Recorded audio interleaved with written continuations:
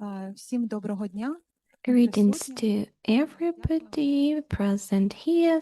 Thank you to everybody who joined us here personally to participate as well. We are very grateful to the online participants of today's presentation of our very important topic. Before starting our panel discussion, I'm going to pass the floor to the representative of our partner, Director of the Ukrainian Partners Project Expedite Justice, Ms. Biskaya, to open our today's event, please.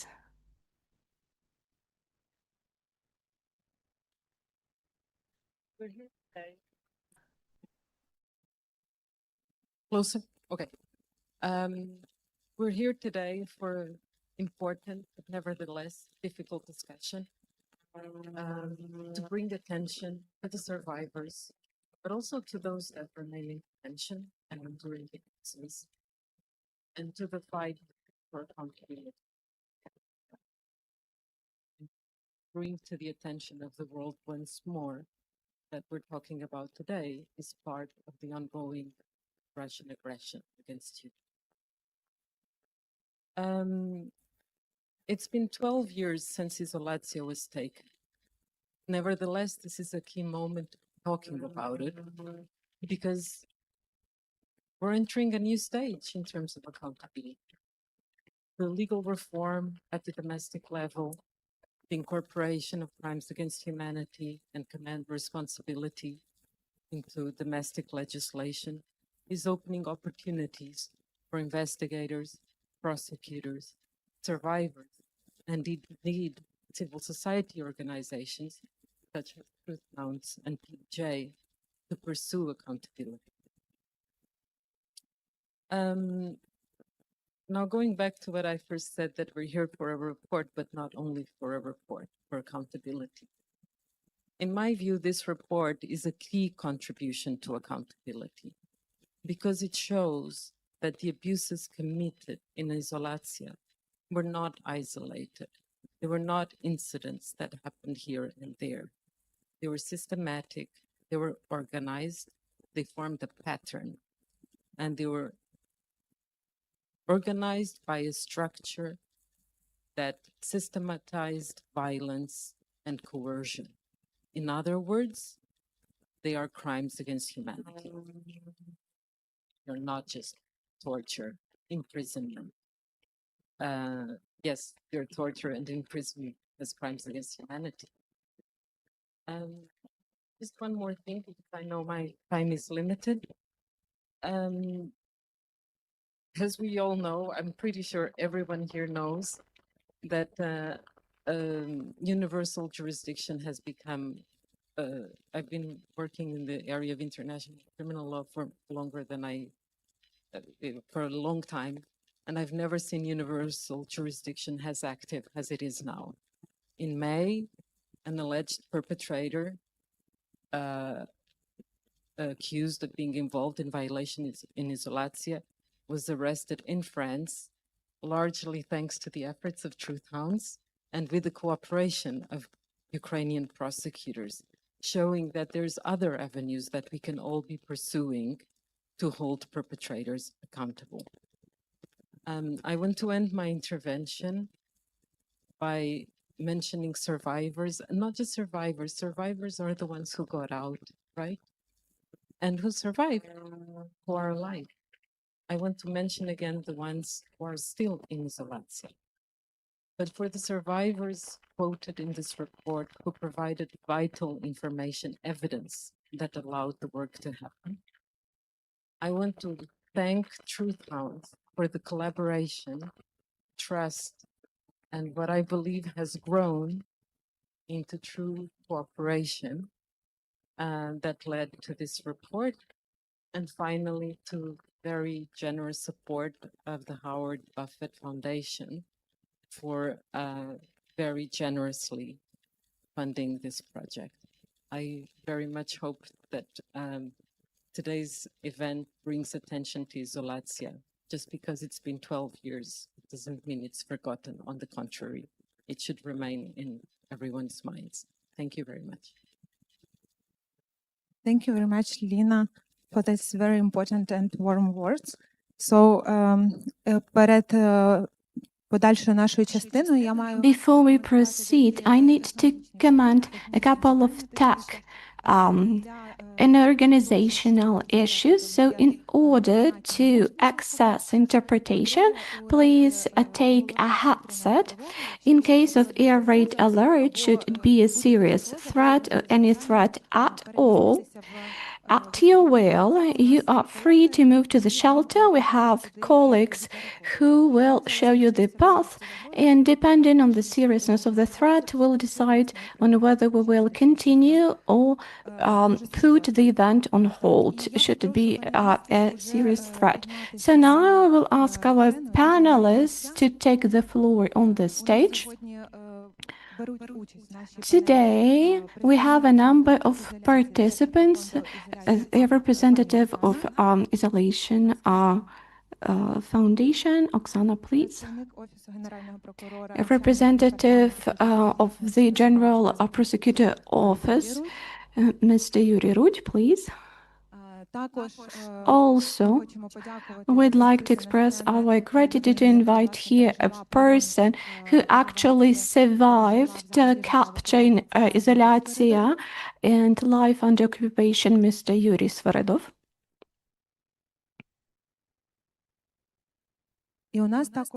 And we have an online representative, our friend, a legal advisor to Truth Hounds, Polina Varshenko, who is co-author of the report and who contributed a lot to this report and to the work on the whole. So before we start the panel, I'd like to express the director of the Howard Buffett Foundation.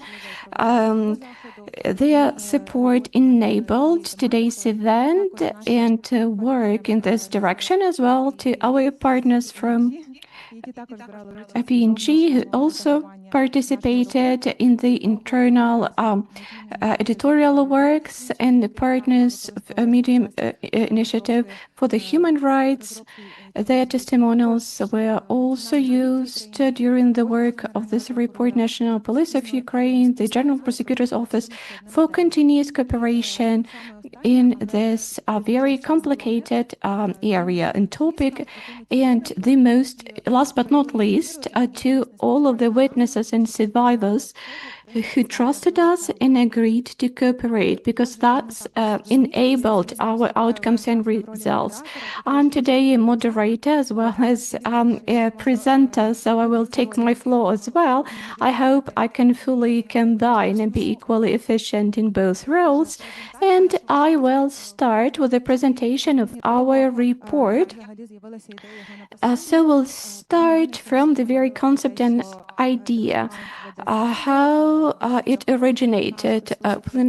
It was mentioned today that Truth Hounds have worked on Izolyatsia for over 12 years. There were some outcomes already. You heard about the arrest of an alleged perpetrator in France about a month ago. So when we started working on a general jurisdiction, in universal jurisdiction, we understood that such cases, when viewed one by one, cannot ensure fulfillment of our goals. And during this work, we also understood that apart from the fact that in 2019 some people were released from capture, it doesn't mean that Izolyatsia stopped its activity and there are no more crimes happening there. The other thing and aspect is that our organization is undergoing a certain transformation, and it means that we are moving from just recording, documenting of the violations, but considering the broadening of expertise of our organization. It's very important for us to research certain patterns accompanying armed conflicts and war. They are not always obvious, so in order to provide comprehensive assessment of what happens, even from the legal standpoint, we need to research very different multiple aspects of what accompanies the acts. So that's how we started working the report. Izolyatsia is not a new topic. We have colleagues have already worked on that. Back in 2019, 2020, when the civilians were released, and the second time this topic was and became more heard after 2014. Then there were some additional activities, but we know that after the full-scale invasion, those violations that were before are losing the focus of attention. They still needs to be paid to them. So we wanted to draw attention to that and to research this area. After we've investigated, researched, analyzed the reports of our colleagues from other organizations, that was also very important and considerable work. Outcomes, as I mentioned, there were certain people who were released from capture and managed to leave the occupied territories after 2022. We understood that we need additional investigation, additional documentation of those violations and crimes that weren't documented before. Secondly, we understood for ourselves that Izolyatsia as an object itself is a very significant one, even more significant than we could have imagined before for that region. And in this report, you can read a section dedicated to the transformation of this object from the insulation materials factory to the and how it transformed into the art institution and object, and how further on it transformed into the facilities where violence happens.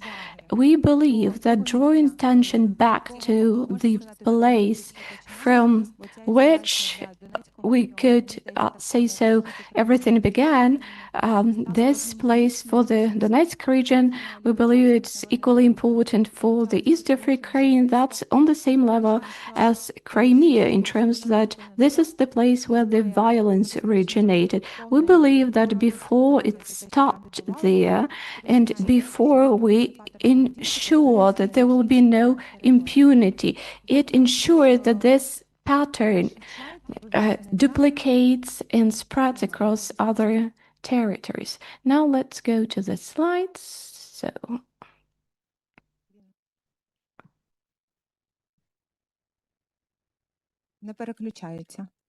can't switch on the slides. Oh, you can. Okay, the switcher doesn't work for us and for our screen. Unfortunately, it will be like this, right? Okay.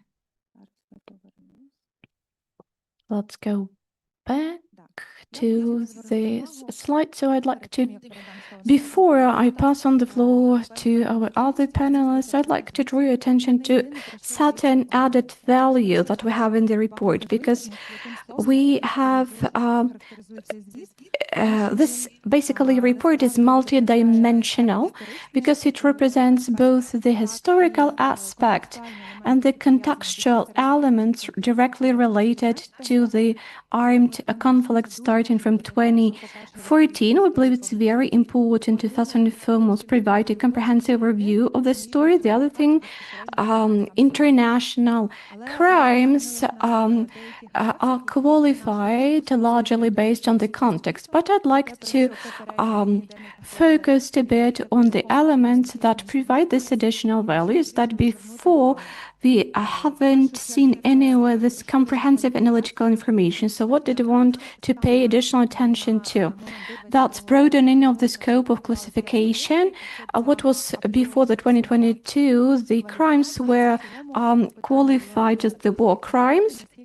So it wasn't the issue of proving by the issue of describing these crimes that were evidently and obviously considered as the war crimes.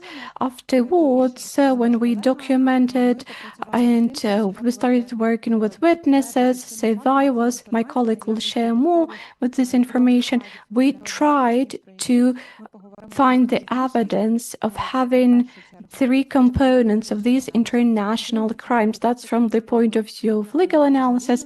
The second thing, as it was already mentioned, when we are talking about crimes against humanity, it might seem that this systemic character of these crimes is obvious, but at the same time, we conducted analysis that provides the proof and evidence for these components of these crimes against humanity. Now, when it comes to cases, we can talk about responsibility of different persons who could be direct perpetrators participating in tortures or other crimes, or representatives of Izolyatsia administration. But alongside this, in this report, you could read and see how we're trying to demonstrate a broader picture, an overview of who are a part of the system, who created this as a system, as organization, who enabled crimes happening there. And when we're talking about the behavior patterns and working with the elements of the armed conflict, we are looking at this broader. So it's important for us to reflect and to understand what else we can do here, not only from the legal point of view. So that's long-term consequences of captivity, torture, and other violent crimes, the consequences of being under occupation. And the last part is cultural context. But basically, we wanted to draw attention once again that it was an art environment, in art facilities before. So it's crime for this against this cultural significance, against cultural objects that stayed there and were potentially or allegedly destroyed. Even though 12 years passed, this is still on hold, and these issues are still awaiting legal evaluation and assessment. So here I'd like to pass on the floor to Oksana, who is here today, and Izoliatsiia Foundation also participated in preparing this report. Could you please share your view from inside, because we know that you witnessed different stages of Izoliatsiia development, please.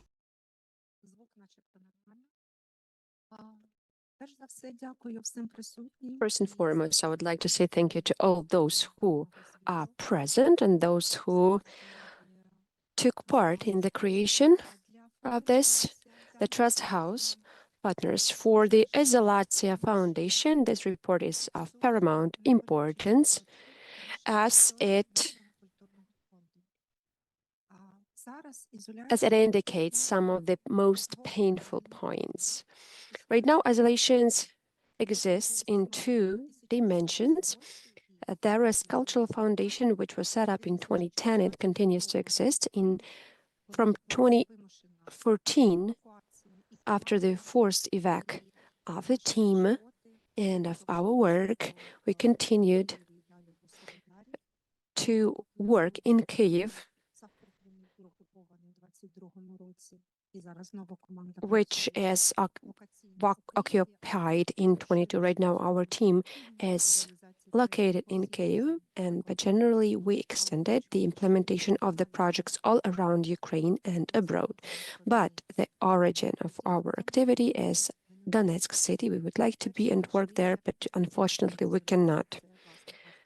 So right now, this dimension of Izolyatsia, this is the art space. Simultaneously, in 2014, another parallel reality appeared that nobody had been able to prognose.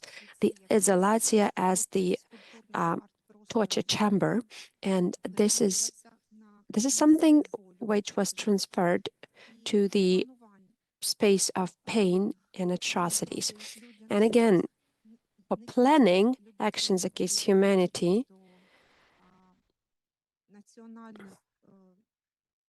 for people who were part of national freedom in 2014, but also a lot of civilians also are in Izoliatsiia.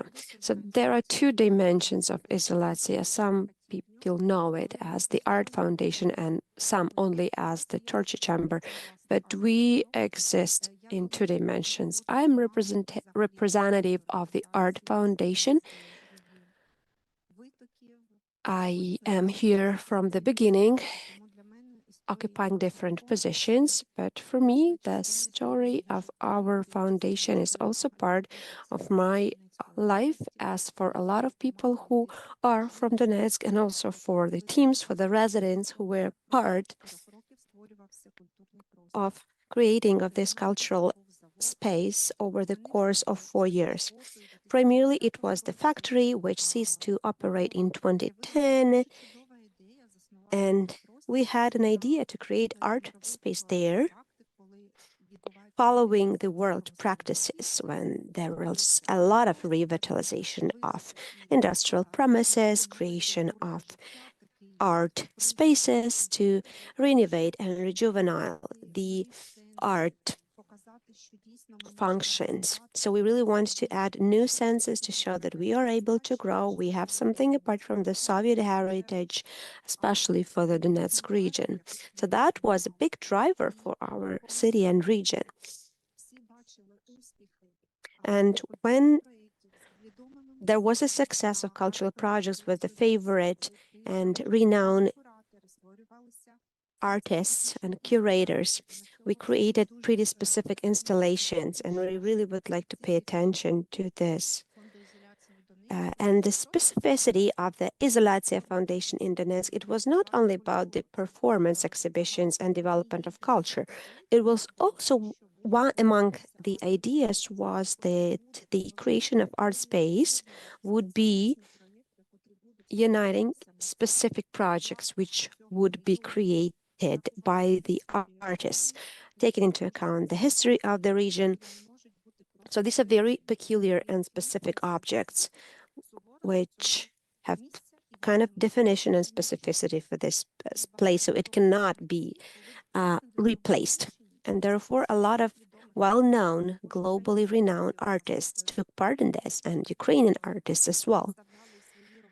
They represented their works here, and these artists right now are very famous all around Ukraine. So this is our pride in what we were doing in this region. And when we recall what happened on June the 9th, 2010, we talk that the stage of the Izolyatsia development in Donetsk was just stopped with the armed people who came into our factory with the rifles. They suspend your job and they threaten your life and the life of your close ones. By the way, I also would like to say that there were indications about the patterns of this. Again, we had 2013 when we had the ambassador of the US present during our project. So, and there were first provocations happening. These were indicators that we, as Izolyatsia Foundation, that is the place which is in the center of the target. So if we can right now, in a retrospective, do a kind of analytics, we would understand that we were a target back then. What might be we as the site of provocations by the pro-Russian groups with the posters, etc. Yes. They were saying that we do not need free internet or there shouldn't be any art space, etc. So these were first provocations. A lot of efforts have been put to avoid collisions and the consequences and the damage to anyone. We really were thinking about the safety of the Mr. Ambassador. Everything was good with him, but again, that was the indicator. So 2014, when part of our team we had the business trip to Kyiv. And then we went to the factory and we see, yeah, it is shut down. So basically,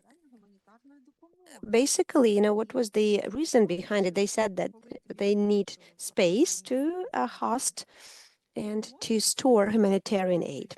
So, whenever you hear that, there should be sniper at the facility. So what kind of humanitarian assistance is meant? So there is the reality of what actions are done, like armed people came with rifles and they say we want peace here, right? On the other side, they talk about humanitarian warehouses, but there should be a sniper on. So thinking about the safety of the team, we understood that the actions from people who were at the premises there were workers of production and also the workers of the factory, where Izoliatsiia Foundations was. We didn't want to provoke a threat. Yes, we are aimed at saving lives, first of all. For us, as for the foundation, it was very important to preserve lives. But also we understood that we lost everything that we owned, everything that our foundations owned. It was not only the specific installations and creative works, but I would really like to say that it's really difficult even right now to assess the overall amount of the lost objects. Unfortunately, we were forced to leave. We were not able to somehow export our objects. There also was the laboratory, creative laboratories that were prepared not only for art purposes, but also we had been working and right now continue to do in the direction of the creative industries. We really want our youth to develop, and we see culture not as the visual art also, but also as economic component for the regional development. But unfortunately, we lost this capacity. Simultaneously, along with the information, and here I would like to mention that all our team was relocated from Donetsk because we understood the risk for us by staying there. You are all aware that those people are organizations who were speaking freedoms, especially there were threats for their lives, and therefore our team was relocated by different origins. And we learned that over the course of months, the territory turned into the space where the military trainings were happening. There was the storage of arms, etc., and weapons. Miss Maria Kulikovska, the artist who created sculptures, her sculptures were used as the targets for shooting trial targets. And also another important and famous work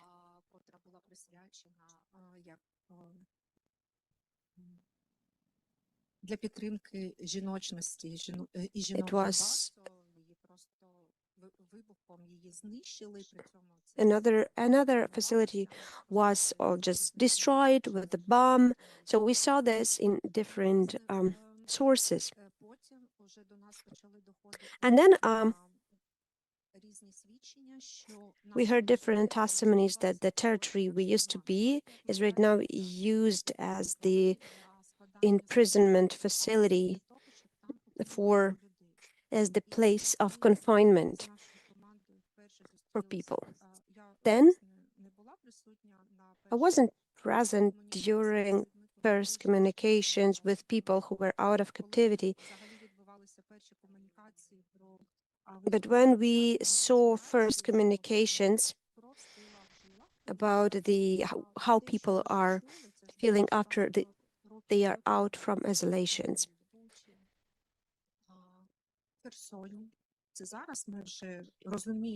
right now we understand the scale of the Russian actions and the atrocities which can happen to people.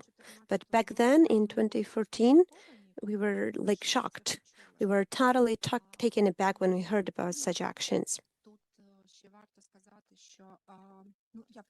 And therefore, I would like also to think together with you, maybe you will read the report and you will learn the details, but talking about important things, why Izolyatsia, this space, the place where a lot has been said about freedom, about human rights, values, human values, dignity, everything. Like no one really needs this anymore, right?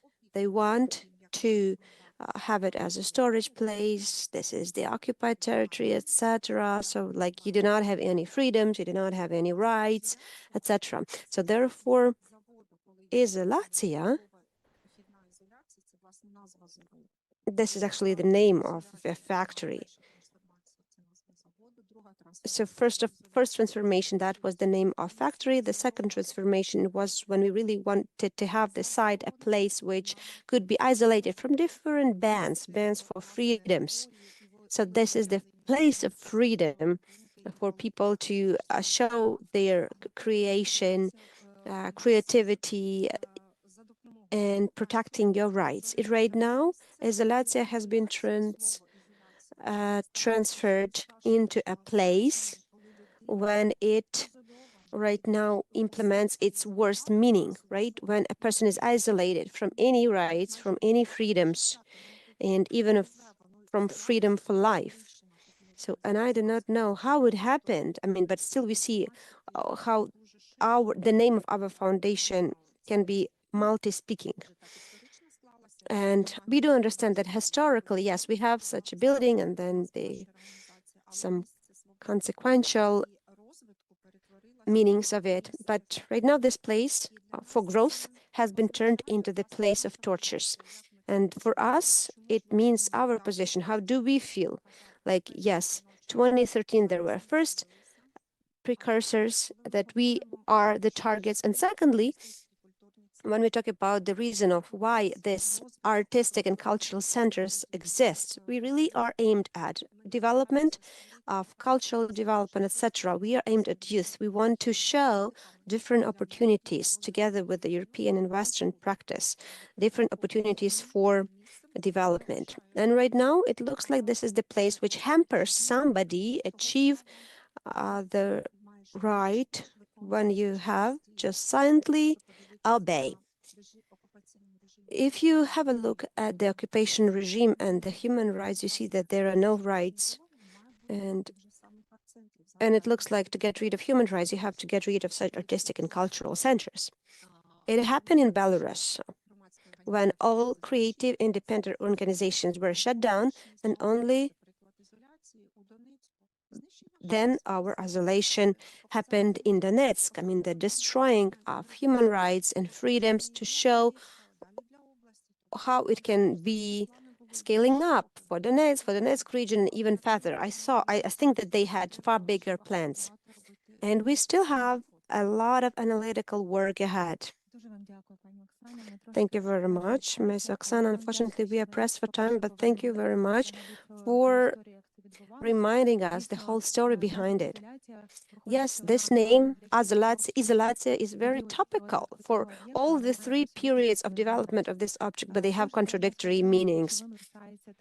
The key thing for us is that when we talk about the complexity of accountability, I think that more or less the same people are responsible for what is happening there, but we also are mentioning accountability about this huge scale of violation, especially towards the cultural objects which remain there.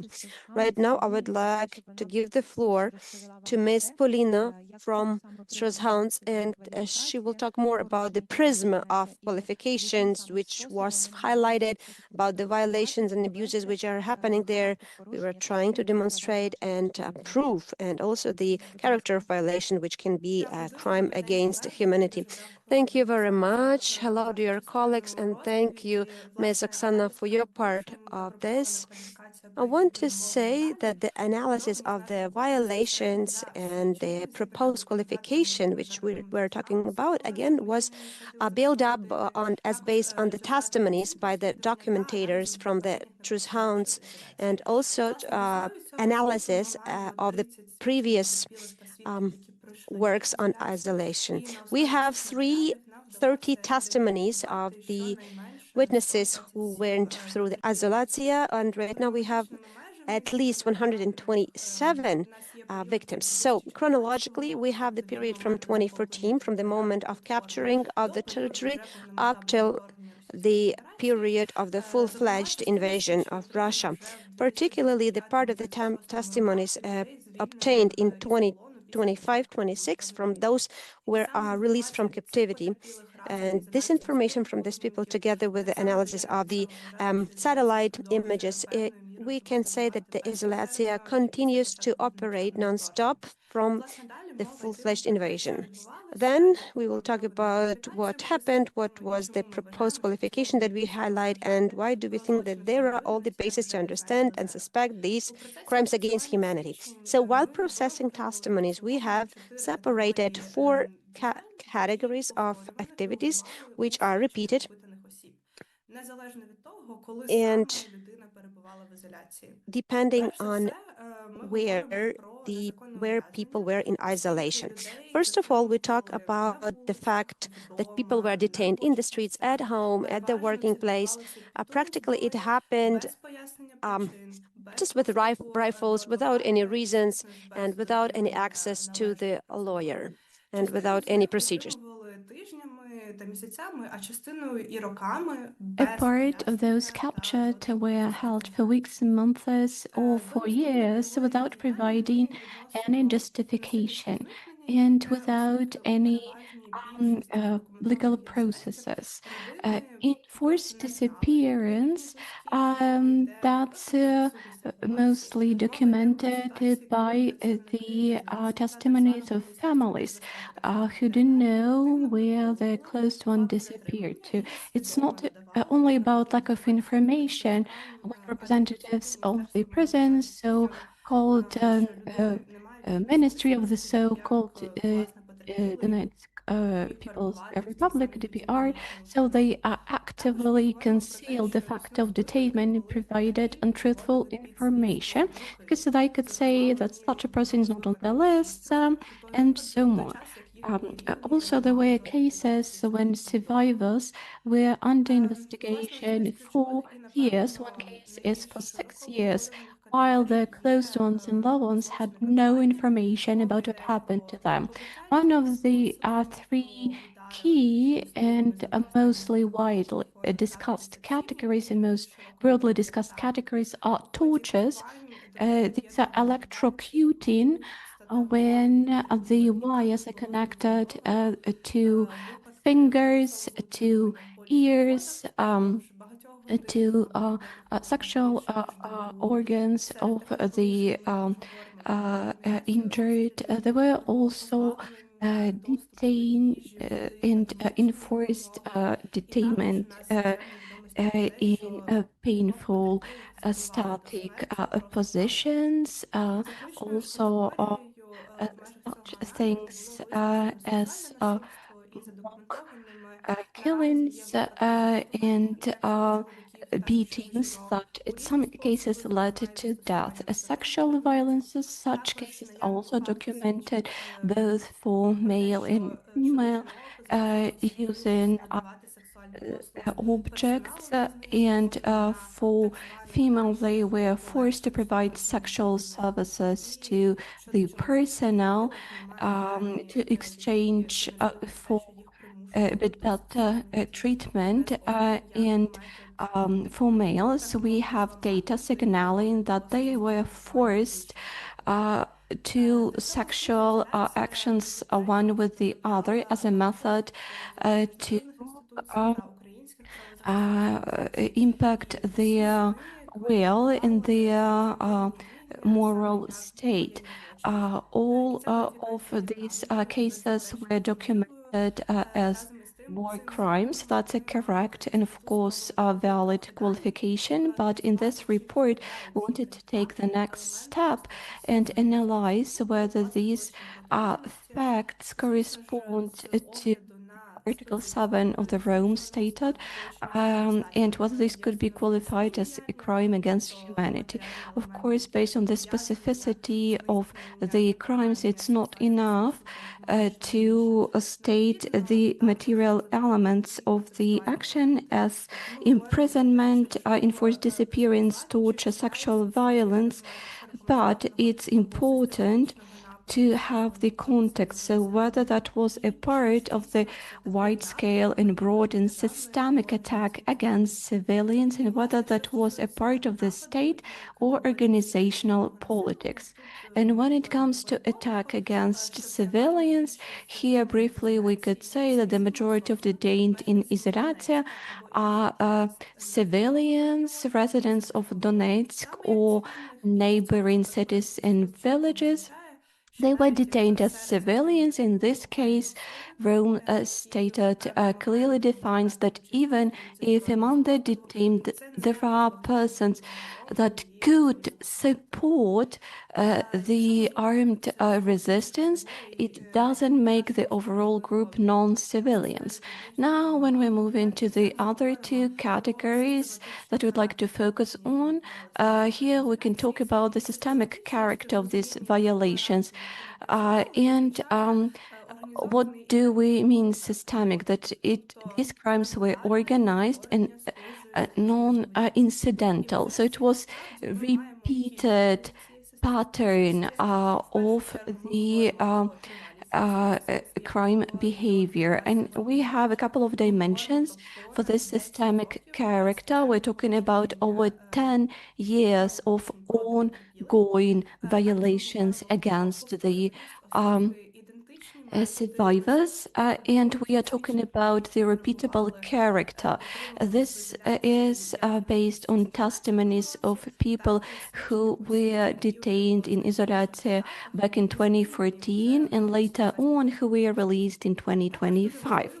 Another important thing when it comes to the systemic character to point out that the violence here cannot be explained by the behavior of a couple of alleged perpetrators only, because based on other data, basically the whole personnel and the whole staff of the facilities was involved, as well as representatives of the so-called Ministry of State Security of the so-called DPR, the Next People Republic. It's important to mention that Izolyatsia is not just one detainment facility. It was the first point of the so-called sorting hub where all of the detained persons were sent to. The majority of violence happened there, and then they were referred and sent to other places where they were held territories under control of the Russian Federation. When we're talking about the state organizational policy, it's important to mention that it's not required for it to be announced or to have a formal character. It's enough to have the pattern proving that it's organized, ongoing, and non-incidental. And for us, it's important that we managed to establish three hierarchical levels of the alleged perpetrator. The first one are direct perpetrators, the guards, those staff, also those who conducted investigation, those who conducted violence directly, then employees of the so-called Ministry of the State Security, because they were overseeing the facility from the institutional standpoint, and also organized detainment, transportation, and the operations on the whole. And the third part, when we're talking about FSB involvement, here we can see the involvement starting from the origin of and basically from the fact of functioning of such an illegal prison. So we clearly know that FSB not were aware of what happened, but they coordinated all of the actions that are currently documented.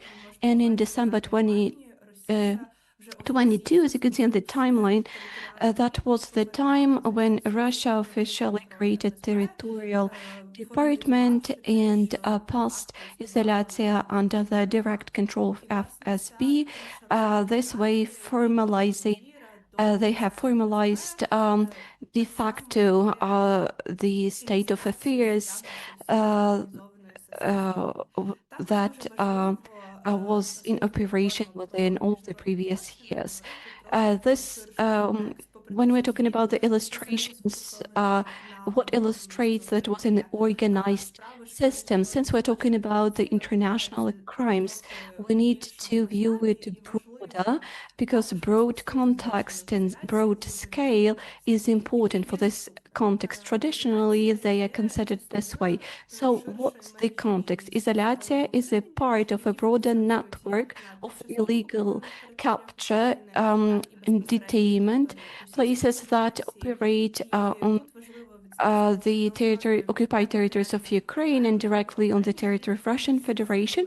It's important to point out here, and based on the materials that our colleagues are presenting in their previous reports, and also, for example, a recent report on sexual violence against men, and representatives of National Police of Ukraine systemized similar patterns happen in a wider network of cities where such attainment centers exist.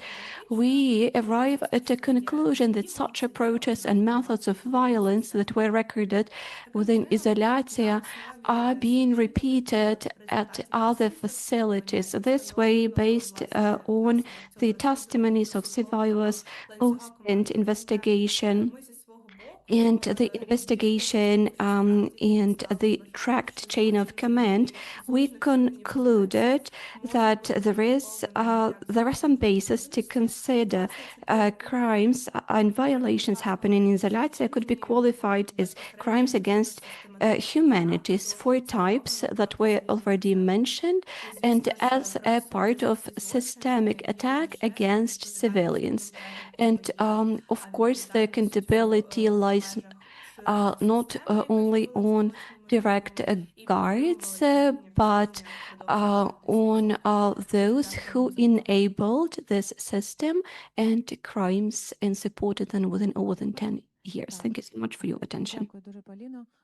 Thank you, Polina. Хочу сказати, що загалом, коли I'd коли like to say that basically when we were working on this report, it was a very important conclusion for us that such a wide network of those accountable ones, and it's important to show the links between the direct perpetrators and those at higher hierarchy who should also be accountable. Here we're talking from the perspective of international humanitarian law, international criminal law, but within the national legislation of Ukraine, there were certain respective updates, and when it comes to crimes against humanity and taking into account the ongoing character of such crimes, lack of access to these territories, that Russia tries to conceal this, it's very challenging to work here. So right now I'd like to pass on the floor to a person who's been working in this direction since 2014.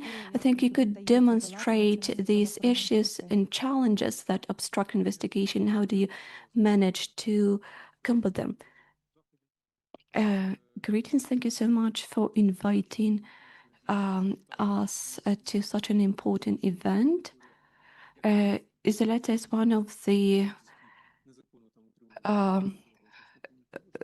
most on the broadest, with the widest scope facilities of such a nature. and the persons who were illegally detained there undergoing violent behavior and tortures. That's all true. That's why highlighting these facts is important.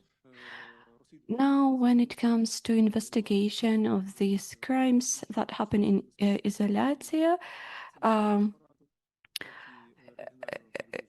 different departments were involved. The investigators of the Security Service of Ukraine, the Central Apparatus Regional Department of Donetsk region, Department of National Police, Prosecutor's Office, and so on.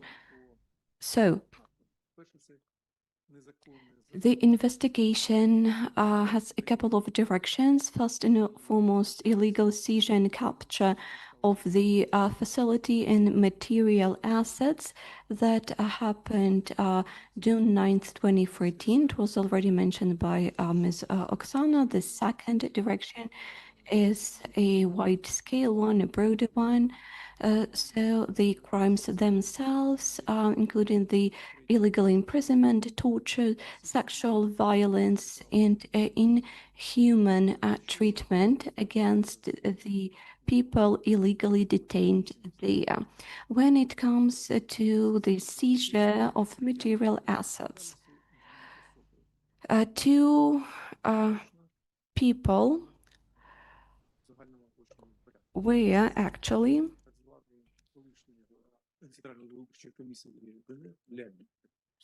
held criminally liable and prosecuted.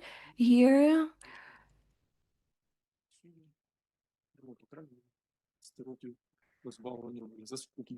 and the court decisions and rulings were already issued. One of the two was prosecuted in absentia.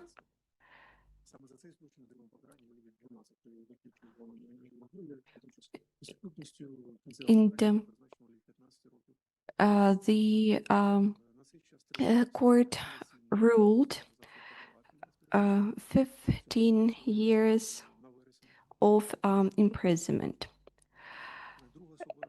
The second person who was prosecuted in absentia, Sipnov, the so-called head of the Center of Special Operations of the so-called DPR, who together with Lagin and other combatants of the illegal armed group was capturing the facilities. The case is at the state of a pretrial investigation at the moment. Hopefully, the indictment act will be received as well. When it comes to the crimes related to torturing people detained in Izolyatsia, the investigation here is conducted within 9 criminal directions, both at the central level. And what are the results? 25 people were already held accountable. Unfortunately, the majority were prosecuted in absentia. 16 the acts were sent to the court. One person, Palich, the Kolsen Troitsky, is already who was an interim head of Izoliatsiia, and the Supreme Court this year ruled him guilty for war crimes against 22 people. Another well-known case This is a resident citizens of Ukraine exchanged December 2019. Brezhnyakov, who was held accountable for a number of crimes against other persons detained together with him in Izolyatsia. Even before, even before the trial, we understand that that there are some drawbacks in our criminal and procedure law. This person managed to leave Ukraine and is currently in France.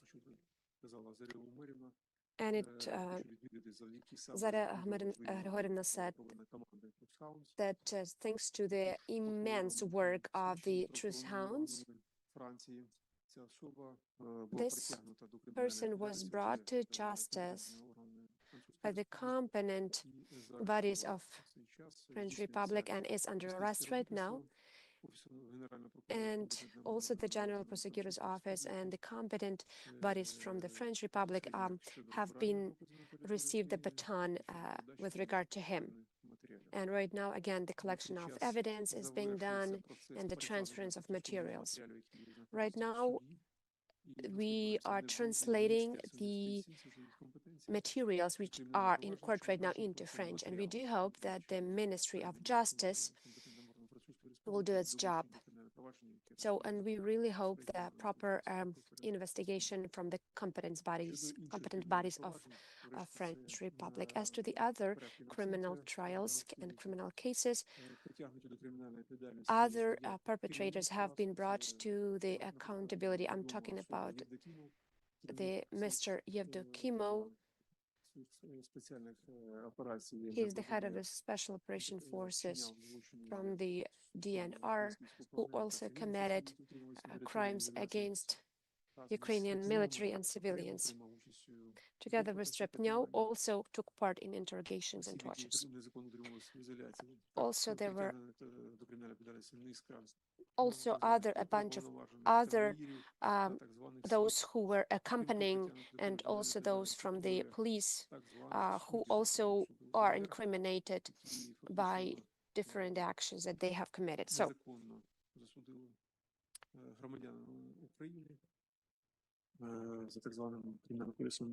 as based about those people who were convicted by the so-called Code of the Donetsk People's Republic. I also would like to note that we understand that the work is still ongoing. I mean, as to the crimes that are committed in Izoliatsiia, even before and after full-fledged invasion.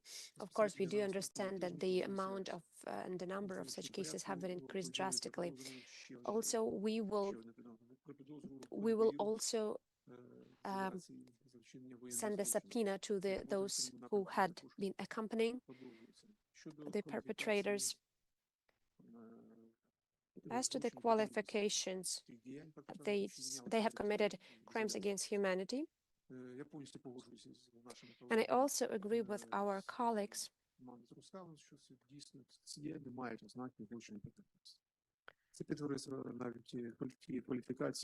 we do understand that there should be certain qualification, and our French colleagues help by their endeavors with regard to the defining of the crimes against humanity. And actually, we can have the simultaneous incriminating of the same actions by different categories, as the crimes against humanity and the war crimes. So, as of today, we have not made the decision on the requalification of the war crimes to the crimes against humanity. We have certain basis for this. First of all, retrospectiveness, the reverse actions, especially with regard to the crimes that happened from 2014. This is still the question of discussion. Is it possible for us to qualify such crimes as the crimes against humanity, as they have been committed before there were adjustments to the criminal code of Ukraine? And there are different perspectives in Ukraine in this regard. There are those who are in favor of the perspective that this activity was criminalized on international level, and we do have to accept this. And then talking to judges, they can side with different parts. So therefore, we can requalify and redirect to the court. And again, we understand that the punishment is the same for the crimes against humanity and to the war crimes. The proving the threshold for the proving is much more higher when you talk about the crimes against humanity. Also would like to mention another moment that in course of 2025 and beginning of 2026, the General Prosecutor's Office teamed up with the specialists from the Security Service of Ukraine, National Police, an MP from Ukraine, and from the separate committee, and again with the representatives from the President's Office of Ukraine, with the leading international and national experts on the IHL, etc. There were these teams who created together the draft law on the implementation of the changes to the Criminal and Procedure Code of Ukraine connected with the implementation of the Rome Statute norms, etc., and also other international criminal law, etc. All right, we really have to align the practical harmonization of Ukrainian criminal law with the international one.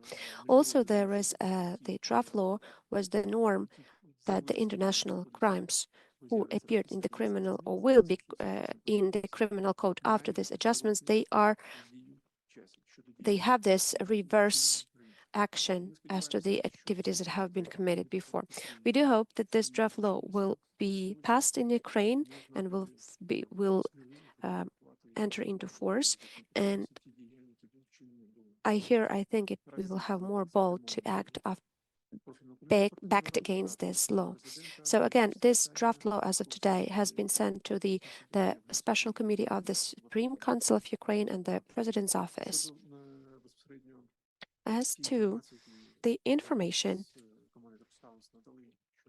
that was provided as to the torture chamber is still ongoing, and I want to also confirm that there are certain testimonies as certain survivors have been detained in July 2022 at the Izolyatsia territory. So we can affirm that in July 2022, a torture chamber in Izolyatsia continued to operate. Also, we do not have any further evidences in the criminal case that it's still ongoing as of today. First and foremost, this is connected with the fact that recently we haven't seen the witnesses, the survivors who have been detained in this period. Thank you for your attention. If there are any questions, please, you're welcome. Thank you very much, Mr. Yuri, for such insightful presentations. Thank you for keeping us aware of the condition of the before trial investigations and also how what is happening in the national jurisdiction. We can say right now that the national law system has been developing pretty dynamic way, especially with the approaches to the organization of the interrogation and investigation of such cases. And also we can see in Ukraine, we can see the dynamics of the changes into our legislation as the response to the challenges that you face in your work. And also I want to say that such challenges still have their feedback, there are measures taken, and of course sometimes we can change the situation only by improving the code and implementing changes, especially with regard to the accountability for the whole group or individual accountability. So I think that later on we will talk a little bit more about which additional tools and mechanisms we can address when national system of investigations fail. Also, we say thank you for your trust with regard to the cooperation in certain criminal cases. It's very essential for us, and also for the Truth Hounds, it's very important to be active in terms of capacity buildings of national factors and also for provision of the dynamics in separate investigations. We which have been redocumenting starting from 2014 and which have a very important meaning for our team as such. Besides, I wanted to mention several aspects we pay our attention to in our report. Maybe they are not at the surface, but when we were analyzing the actions of those people who are and also the civilians who were detained in Izolyatsia, we see certain behavioral patterns of the perception of the behavior which has been done, and particularly from the civilian people who have been detained. It's a complex issue. It's pretty difficult aspects, but we still think that those civilians who are on the occupied territories and also at the confinement places, of course, they are under the rule of the local occupied administrations. Just to understand what are the feelings of the person detained, how she or he tackles the challenges which arise, and what kind of experience they have.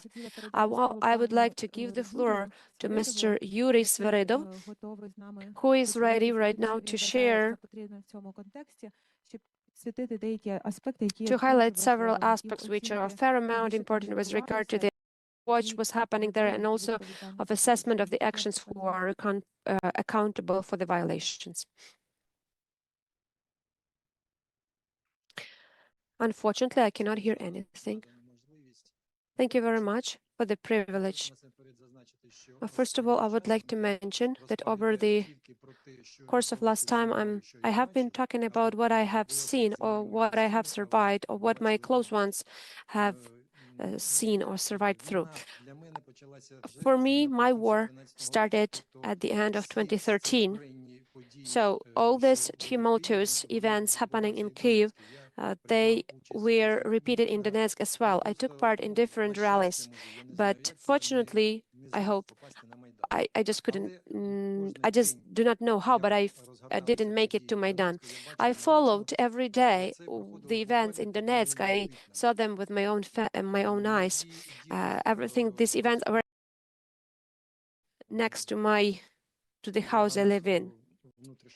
My kids, they served in the law enforcement bodies and the internal bodies, so I knew some information and I could build up scenarios. Sometimes separatists, they talked these events swayings, so they were part of tumultuous actors who were doing the swayings. So sometimes people from Rostov Oblast, for example, buses which were going with tourists from Rostov Oblast and saying that they were going to Greece, they didn't succeed to Greece. They just disappeared in Ukraine, and then they were doing this tumultuous events. They were taking they were using the old tires, and they were writing there that these are people from Russia. That was the beginning of 2014. There were active actions and people were disappearing. So I even saw in the news that one activist was kidnapped, and this news was about to be broadcast, but no reaction. So the news agency started to be more cautious. I started to be more cautious. My kids left, and at the beginning of 2015, there was this possibility to leave Donetsk, and I actually visited my kids in Mariupol practically every week. And then I understood that it's important to have I understood that the big brother is watching us. And I also had an experience of detention at the end of the 2015. I was detained in Donetsk. I received like administrative arrest. I was arrested in an administrative way. But during the first interrogation, the investigator, or maybe some other position, he just said, it's not a secret, I'm an officer of the Russian service. of the FSB Russian service. And we have a lot of questions to you, and your further destiny depends on your answers. It was difficult to feel that because I had this feeling like when the gate is closed behind you, you just do not know where are you, when those gates will be open again, etc. Again, I was blindfolded with the plastic bag, and if I was out from the premises, my hands were in cuffs. So they released me due to the lack of evidence, but I did feel this that the eye is watching me and the big brother is watching me. So I did have this feeling while being at the occupied territory, but these feelings were multiplied when I was detained for the second time and when I was detained in Izolyatsia.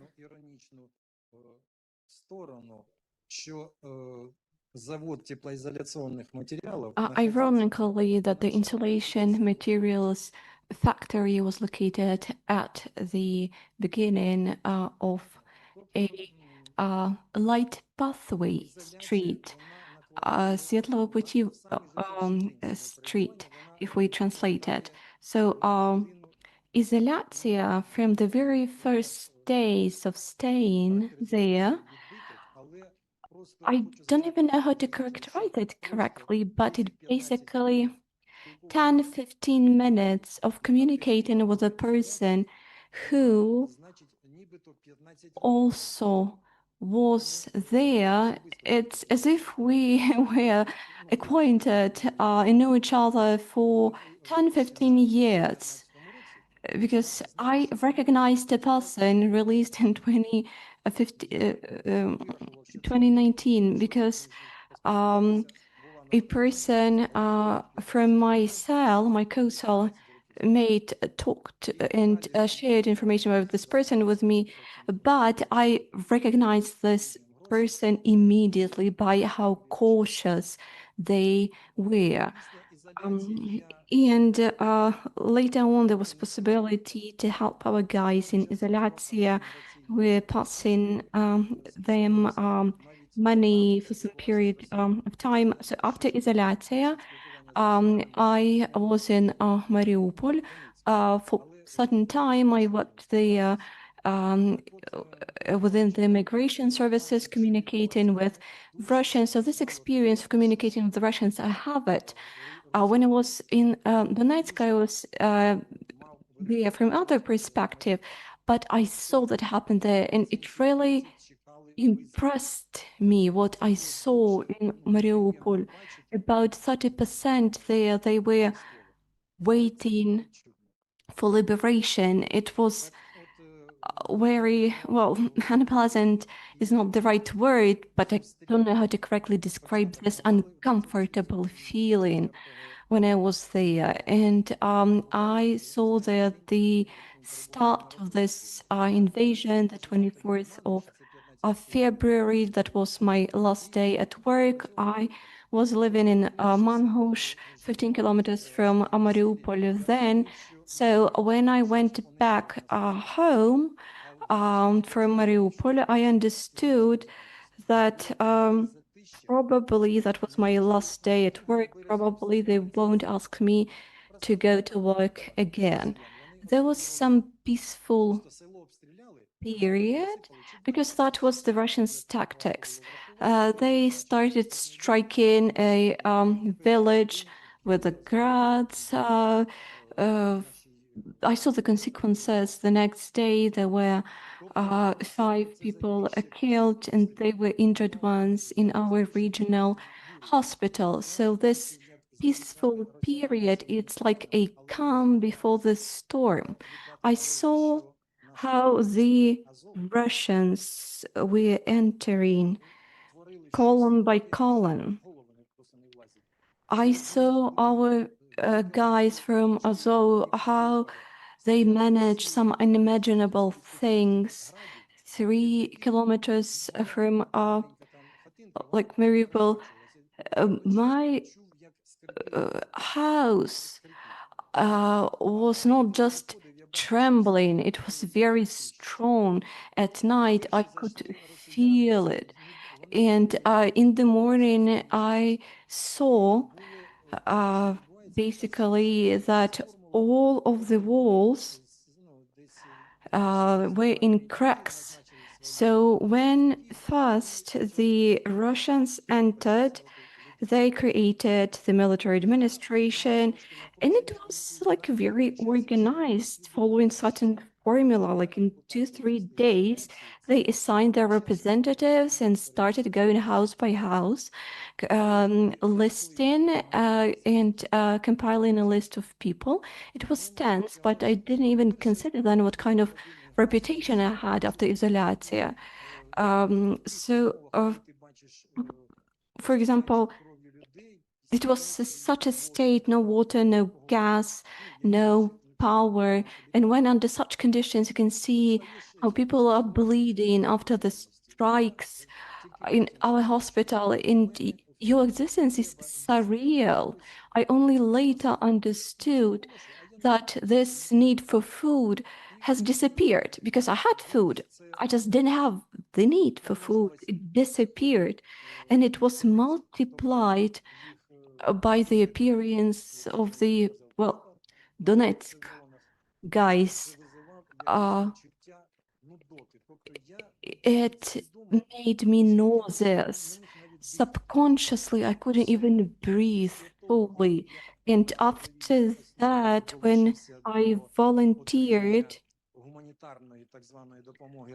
to receive the so-called humanitarian aid from Russians that had to be loaded into trucks in Nikilsky and then transported to Manoj.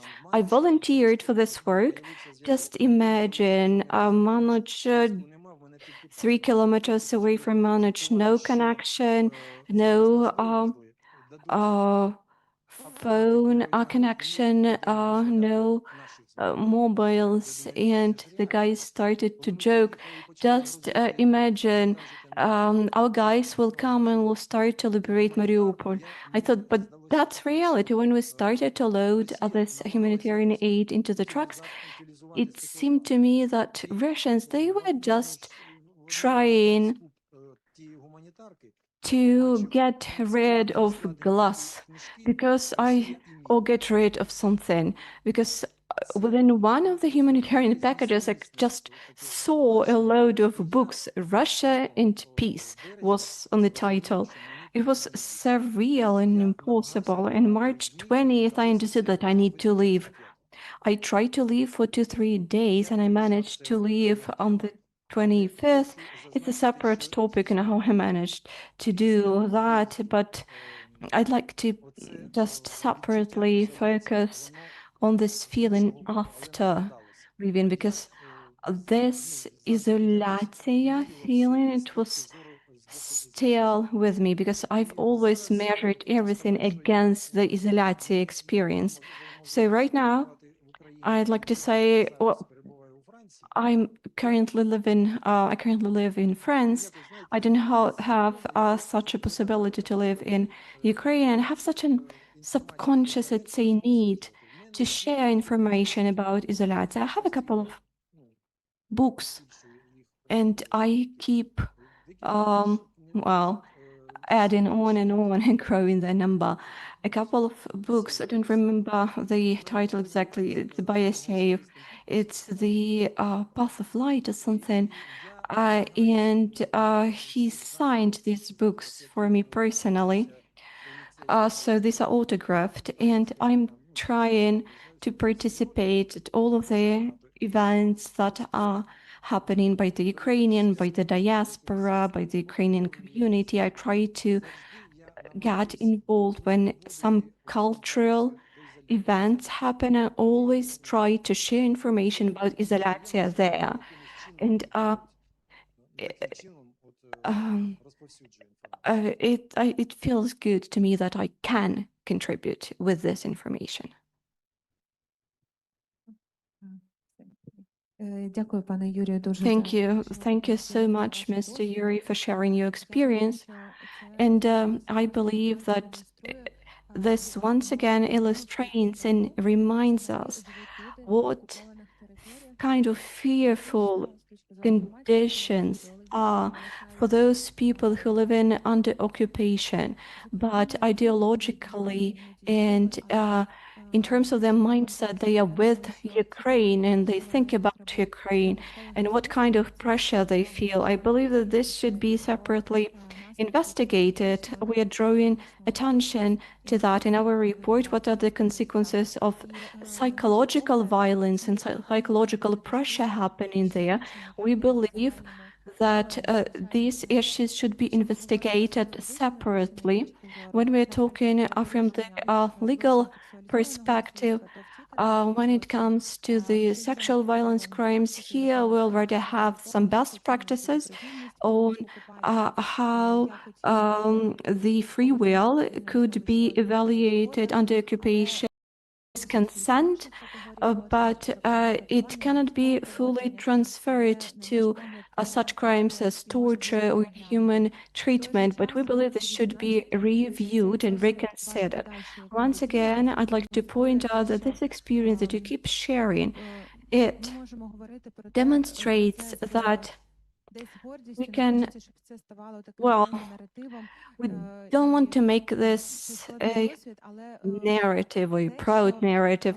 That's a very complicated and complex experience. But what happens in Izolyatsia, what happens under occupation, what representatives of the Russian administration do, they cannot reach their goal of destroying Ukrainian identity and breaking people under their authority. And just 2 minutes, I'd like to address every speaker with a specific question. I know that with the Izolyatsia Foundation, the foundation keeps working through via their work. They keep memory of what happened to still remember, to still highlight it for the world. So from your experience, do you have any expectations, any requests that we as a civic society could contribute to, or maybe some institutions when it comes to protection, even legal protection of cultural objects that are still staying there, or maybe some objects that of art that disappeared? Yes, of course, that's a very multi-layered question. We do have a request that's an ongoing one. I don't think it's only refers to Izolyatsia, but it's important for every cultural institution that lost their cultural hubs, facilities, archives. That's very relevant for lots of different territories. But the very first issue is the loss of assets. We're thinking, how should we evaluate that? Because it could be cost based.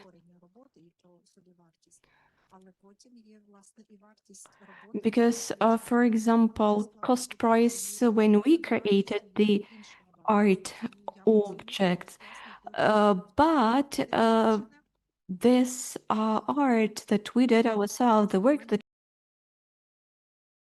you, and not just the pure initial cost, and the property rights for objects that were in process. How should we qualify that? And a protection of rights of those artists who contributed. That's another relevant thing, because for them to keep their copyright. For example, yes, physically, the object of art was lost, but that's also a part of, well, they face threat of losing their cultural impact as well. So here we need to talk about who is the injured party here. Maybe we could find people willing to work in this direction as well. Thank you so much, Oksana. We partially mentioned this in the report about the legal evaluation of the violations against the cultural assets left there. It's very interesting. Should we have and work out the best practices from the point of view of international law? These are, of course, violations. A couple of minutes for you, Polina, to share our ideas about the potential jurisdictions of mechanisms that could be used, that could be relevant for solving this legal protection.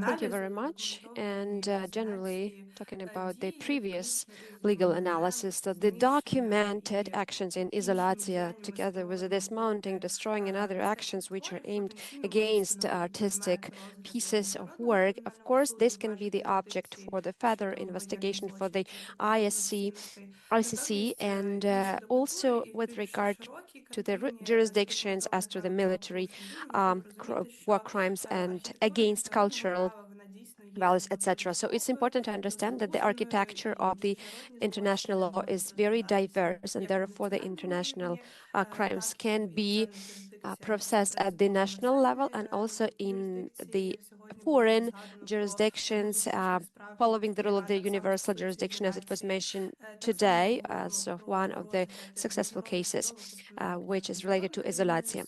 So also when we talk about the ICC and such institutions like ICC, and right now we have to remember the creation of the International Tribunal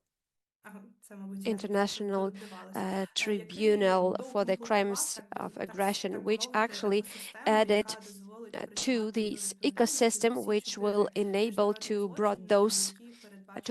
hold those accountable for all the four international crimes which are foreseen by the Rome Statute. And with regard to the crimes against humanity, which a lot of attention was paid to in this report, since they were implemented in accordance with the national legislation of Ukraine in 2014, the previous actions can be investigated following the universal jurisdictions, even if they have been implemented as of 2014. So therefore, we are very much grateful to the representatives of the corresponding bodies in Ukraine for cooperations and for the development of such mechanism, which again will focus on the crimes which were committed before the implementation into the national legislation. Thank you. Thank you very much, Polina.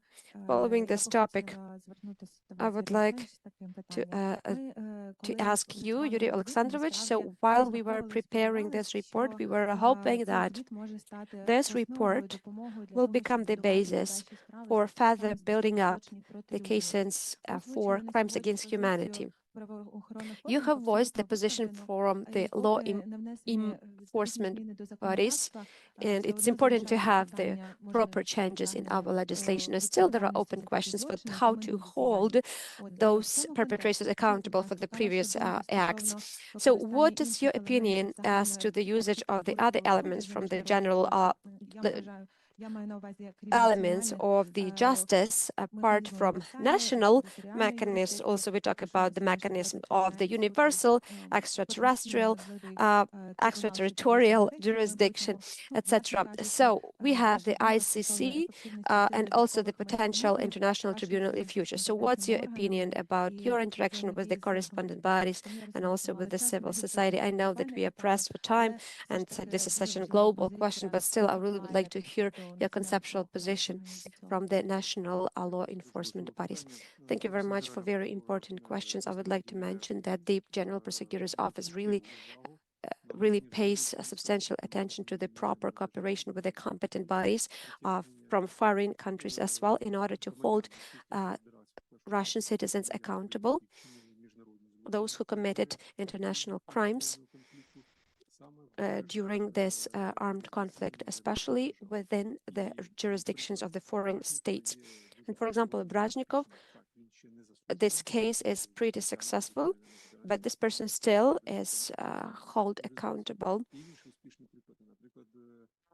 There are other successful cases. There is another nacist in Petrovsk who was arrested in Finland and right now is imprisoned for life. Basically, also, we understand the importance of the cooperation between the prosecutors, between our General Prosecutor's Office and other. It was important to such people to be brought to justice for the crimes that they committed in 2019. There are other practices, pretty successful cases, when the Lithuanian law enforcement bodies also arrested those people who committed crimes in Ukraine. I also understand that it would be important to have even tighter cooperation with other jurisdictions.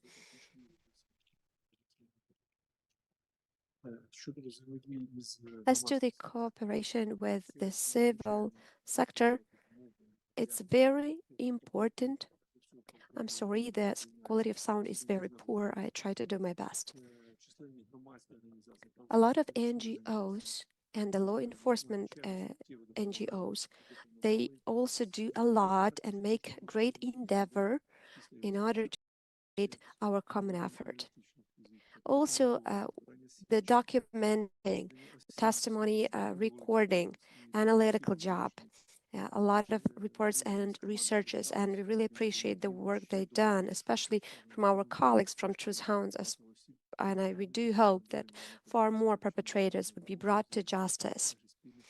And again, it's all depends on our common cooperation. Unfortunately, I'm pressed for time, but I really would like to use this opportunity to say thank you to Mr. Yuri and other survivors who have been gone through these tortures and other aggressive crimes in Izolyatsia and in others.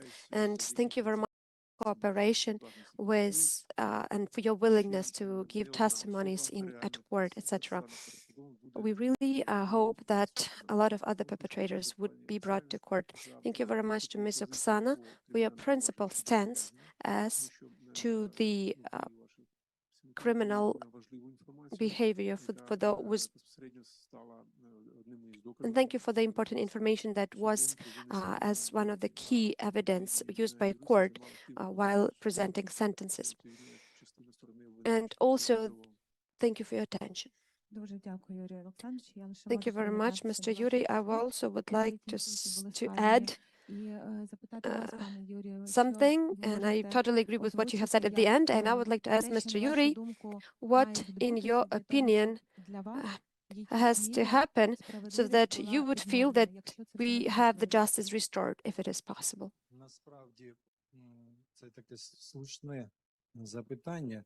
I want to say this is very topical question. So is there justice or not?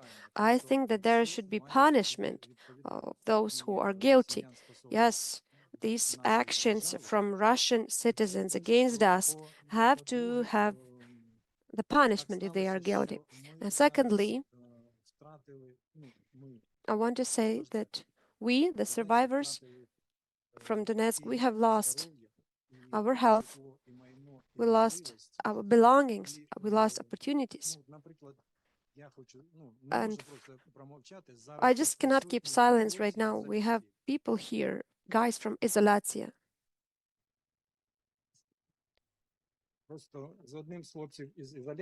I know these guys, one of them, Mr. Volodymyr, and we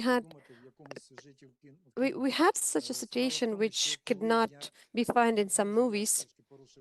I'm sorry for destroying the agenda, but I just have to mention this. I was released before him, and my friend brought my things in Mariupol, and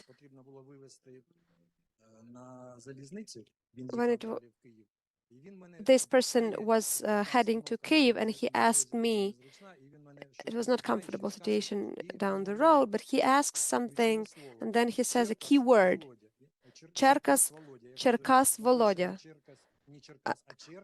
I say not Cherkas, but Cherkas. And secondly, I'm asking you that the same situation. And he said, Kosta, I know this Volodya. I was with him 2 weeks ago in prison, and before that nobody knew about Volodya, that Volodya is still alive and he is in prison, but it was possible to share this knowledge. That was a sidetracker, sorry. Everything is fine, and thank you for sharing such personal reflections. And thank you for the feedback. I think it's, yes, of course, it's a great value that you are ready to share this. We have the video here from one of the former prisoner who was in Izolyatsia, and right now he joined the army of Ukraine, and it confirms this topic that even after Izoliatsiia, your willingness to live cannot be destroyed, the willingness to defend your country and your values. So we have 3-minute video. Please go on before we get to the Q&A session.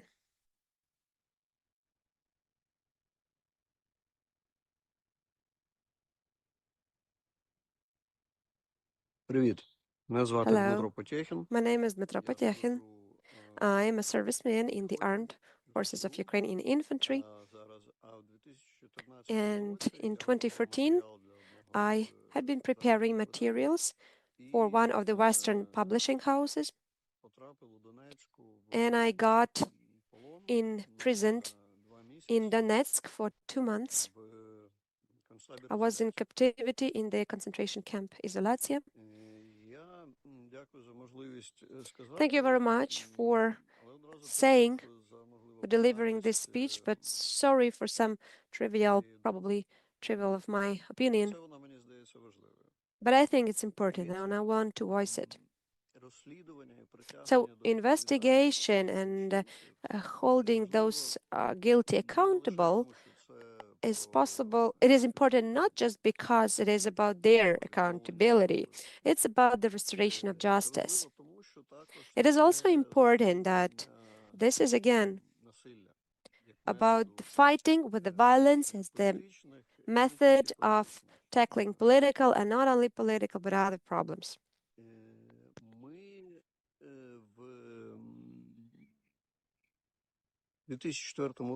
In 2004, we fought Putin without blood, without violence. It was not possible for him to have Yanukovych as a puppet administration. But in 2014, we failed to do that without violence. And basically, it eased his attempts to seize Crimea and to intensify, to add fuel to his imperial ambitions. And right now, it's more or less understandable. I mean, more people are well aware that Ukraine will win. And I think that we can ask ourselves the question, how it will be and when. It's understandable that we are not just deterring the imperial attempts of Russia to occupy and destroy Ukraine. We are struggling to fight for the conscientious society, whether you can live freely, you can develop with our rights protected. So therefore, I would like to say thank you to the organizations and to people who have been systemically against the backdrop of depression, low resources, time, poor health, etc. Those who have been continuing to do this paramountly important efforts and endeavor, not only to hold perpetrators accountable, but also to have this but also highlighting that violence cannot be the method of tackling any political or any other problems. So therefore, thank you very much, and I wish you inspiration, and let our victory be soon. Have a nice day. Thank you for your attention. В принципі, тут складно щось додати. I think, it's difficult to add something else because we were discussing that violence and the violation of human rights, they have always been accompanying the armed conflicts, and Ukraine is not exception here. But we do our best, again, to decrease the impact of it. And we do hope that our work in some way has this preventive function in order to cease the violence. And I think that we still have some time for questions and answers. So if there is someone from the online participants, again, you can drop it in the chat box and our colleagues will help us to voice it. So any questions? Зараз вам подадуть мікрофон. You will receive the mic in a sec. Валерій Сапанов.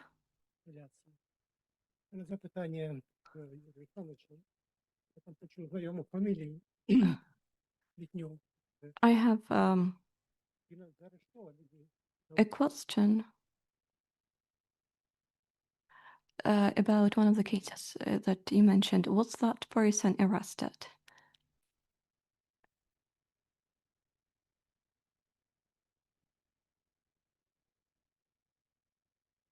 Seems that the mic is not working.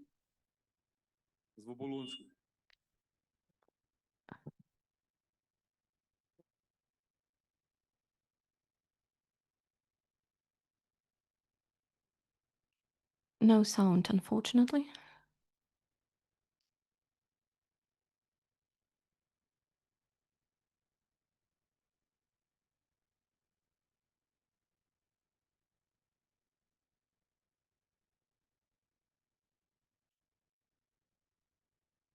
The interpretation cannot happen without the microphone, unfortunately.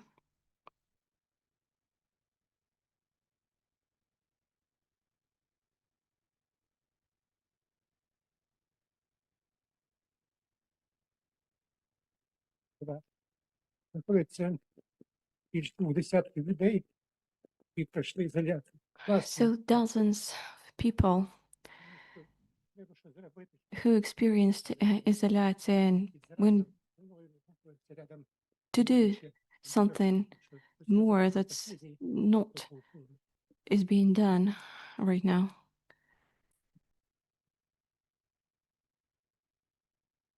Добрий день.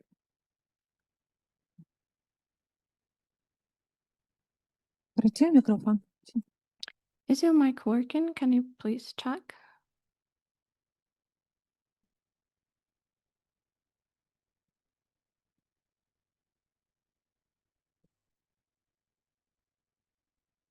Добрий день. Greetings. Володимир був Cherkas Volodymyr was detained вересня 17-го року. September the 3rd, 2017 in Donetsk. 2,5 роки пробув на ізоляції. Stayed in Izolyatsia for 2.5 years. Ви мене вибачте, я взагалі по натурі технік, механік. Sorry, I'm not a philosopher or a linguist. I'm well, a tech person, so it's easier for me to use facts rather than emotions. I was exchanged August 15th last year, and I made a conclusion, such a conclusion that I became, well, artificial and synthetic. Everything boils inside, but you can't see it from the south side, from something like a thermos, basically. I don't even know what to say. That's for sure that all of the perpetrators should be punished. And I contain myself with self-information. I'm a very peaceful person.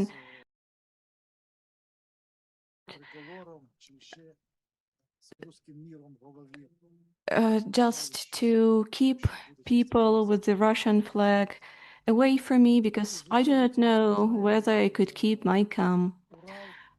And Ural compared to Izolyatsia, well, not even so. If we compare Izolyatsia to Ural, that's a fairy tale, basically. And just for a moment, just imagine No information, no books, no pens, no notebooks to write in. You keep standing for all of the day. They brought you breakfast, and you keep staying for 14, 15 hours at ongoingly.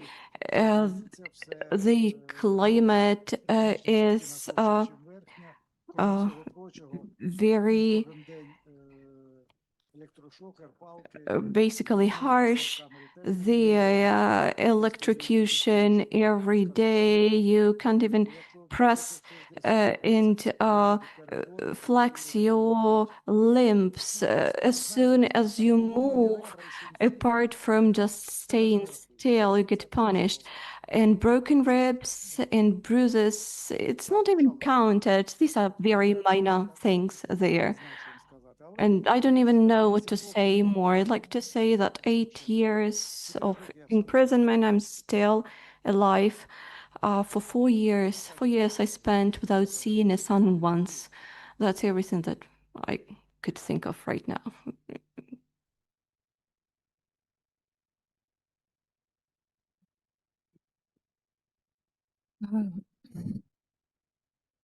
Я можу лише подякувати вам I can за only те, що ви express знаходите в собі our сили про це gratitude. розмовляти.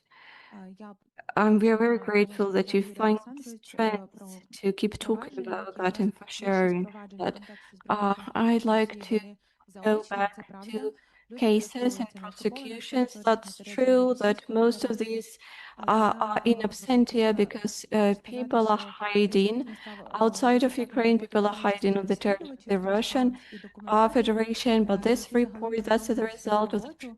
Hounds І investigators однією and з причин commenters who роботи над keep звітом working.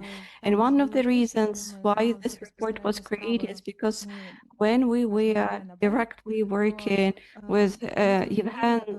мотивацію і case, запит людей, we які understood пережили нестерпні motivation військові and пережитки. request of those people who Була lived перша through this причина, через яку ми injustice. повернулися до That was the робіт з root розслідувань cause по цій категорії why справ, we тому що дійсно started пройшло investigating багато and часу. reinvestigating these Особливістю cases, таких справ because це lots of практика time has passed міжнародних судів already, і трибуналів, and в яких peculiarity вони of можуть international courts and розглядатися. Після tribunals. того What's розслідування peculiar about such досить cases is тривалий that час можуть investigation and швидко trial можуть could тривати take зусилля по lots пошуку of тих людей, які time, в реальному знаходженні, efforts, але це саме те, to чому find власне наша організація alleged продовжує perpetrators through активності з location could take lots розслідуванням, of time, but чому that's вона why we співпрацює keep з investigating, we компетентними keep третіх країн, cooperating які якісь додаткові with можливості для relevant пошуку осіб. bodies of other Ніхто не знає, countries що who буде have через more якийсь час, чи не будуть відкриті кордони, opportunities які будуть кордони. to Але практика find показує, що these people. We проходить do not дуже know багато whether років, the але borders will людина, open, яка but ніколи the не practice вагала shows уявити, that що even буде with затримана, time, сьогодні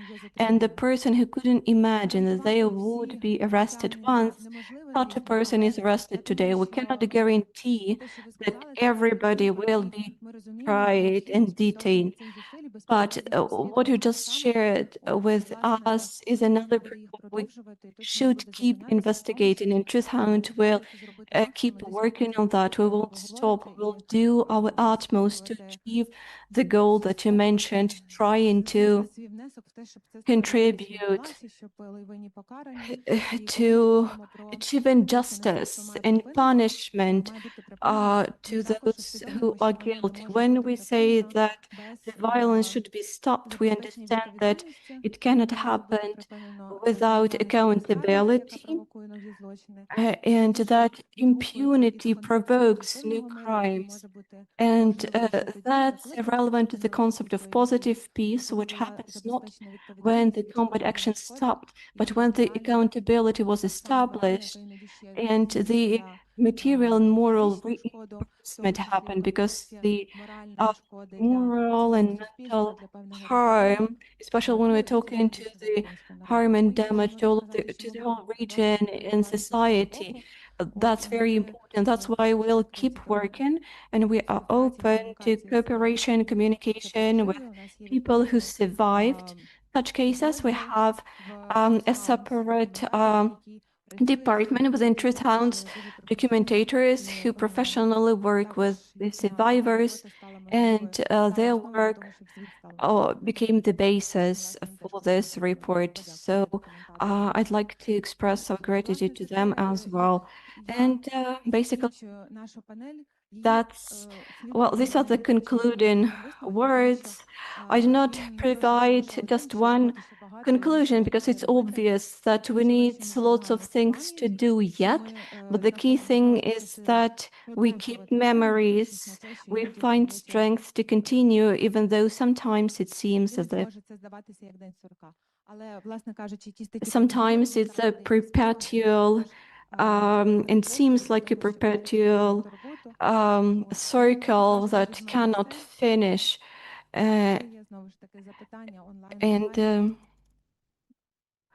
The Groundhog Day, basically. Should you have any questions, please feel free. Thank you so much for your today's event. My name is Maria Tomak. Just a very quick remark from my side. I think that there is one very important focus that will be repeated when the report is presented. The international level, the Council for Human Rights, is that the war didn't start in 2022 because people who are working on this topic, all of us, we are traumatized. Of course, we can't compare that with the experience of the Izolyatsia or other torture chamber survivors, but when people say that the war started 4 years ago, that's overwhelming for me because it neglects this experience of those survivors for me. When the war started in 2014, what did these people experience then? Was it a civil conflict? No.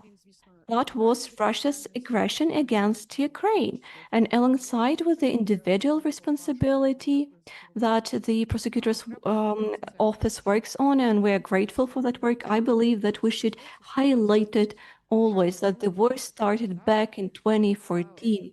We had injured in all the aspects. Some people suffered assets loss, some suffered health loss.